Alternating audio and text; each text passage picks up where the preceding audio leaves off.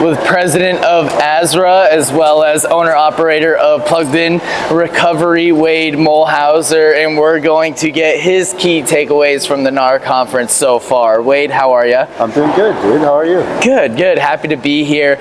Wade's been to a couple of NARR conferences now. He's the current president of the board, and why don't you just touch on some of your key takeaways so far in this conference? Yeah, so first and foremost, we've had a lot of fun. Met a lot of great other state affiliates. I think a big takeaway from this year's conference is just the representation that group homes, sober livings, assisted livings, and all other aspects of, houses for people with disabilities is coming to heads with their, city and state enterprises. How important things like recovery capital and showing how much, putting $1 into housing can actually save a city and the taxpayer on the back end for what that costs them in services like ambulance ride, treatment, detox, having to go to hospitals and fill up hospitals, things of that nature. So incarceration. So just how important it is to get the proper legislation in place, and then the proper levels of what NARR would classify as level 1, level 2, level 3, and level 4 houses, and doing really education to the state and city levels of just what those services are and what they truly provide the community as a whole, not just the addicts and alcoholics or people with disabilities that we serve.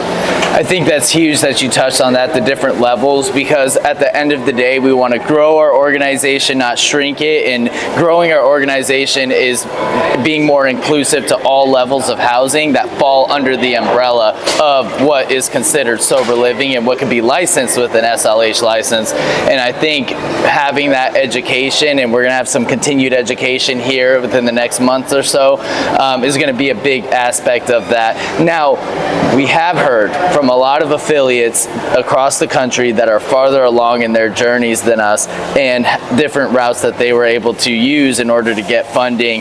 What has been your key takeaway as far as what we can implement on an AzRHA level for our organization?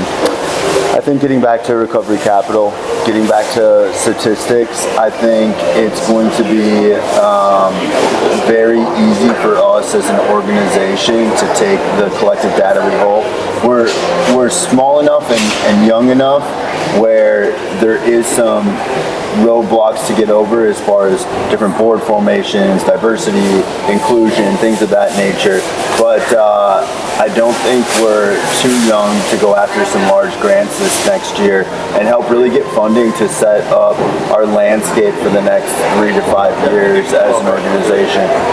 One thing that you see as a reoccurring theme along with that is the peer support specialists and what they're doing in homes. I think a lot of other states are recognizing the services that can be done in and around these houses, and so being able to secure funding through the proper channels, going after some big grants, which we've already done a lot of great research to see some that we could go after, but just making it a real point in the next 3 to 6 months to submit for those grants and secure that funding.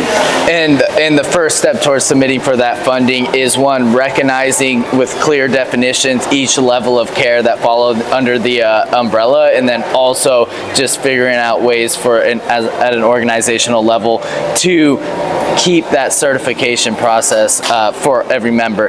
Everybody always asks the same question: what is AzRHA doing for me? Why should I be a member? After attending this conference last year and being the sitting board chairperson over this past year, what would you consider the main value add for being a member to AzRHA? I would say the certification level is going to be number one. Knowing that there's a national standard that you are following for best practices and having your house fall into that best practices at a national level, not just a local city or state level.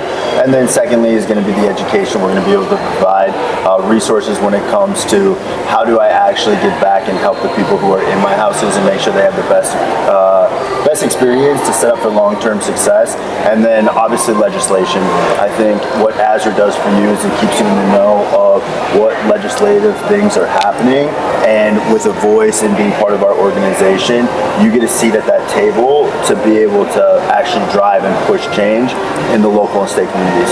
Yep. Well, thanks for sitting down with us.